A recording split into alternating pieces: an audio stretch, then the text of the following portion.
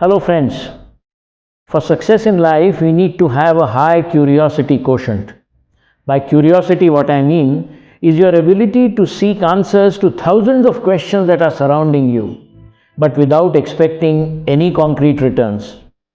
I am Prakash Shesh, and in this series of in and out of the box videos, we are going to seek answers which you should have done long ago.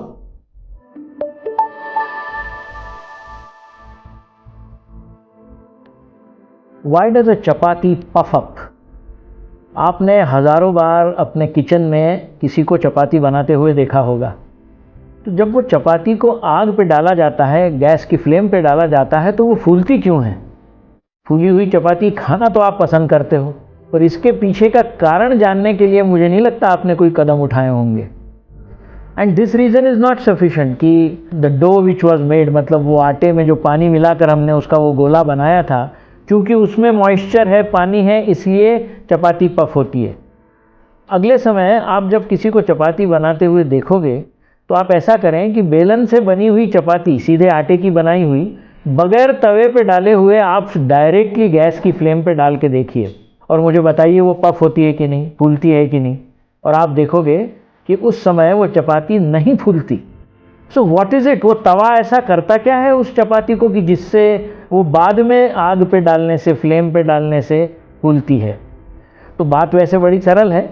जब आप आटा जिसमें पानी है उसको बेलन से एक छोटी सी कच्ची रोटी बनाते हो, तो उस रोटी के सरफेस पे काफ़ी छोटे छोटे छेद रह जाते हैं। और यदि उसको जब आप तवे पे डालते हो और जब तक दोनों साइड से अच्छी तरह से सेंकते नहीं हो, you see it is necessary to roast the chapati on that tawa before you put it on the flame. What does that tawa do?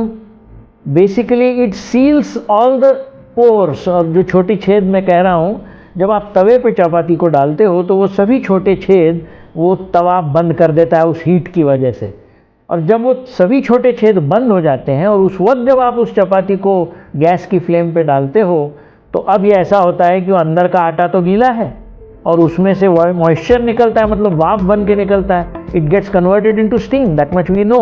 But now that steam has no place to escape because the tawa and the sekna has sealed all the pores.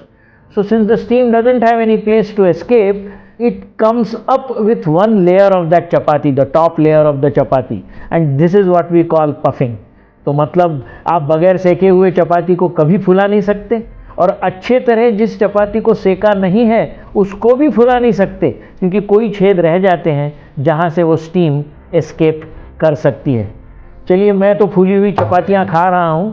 Thank you very much. For more such interesting facts from Prakash Shesh, please like this video and subscribe to our channel.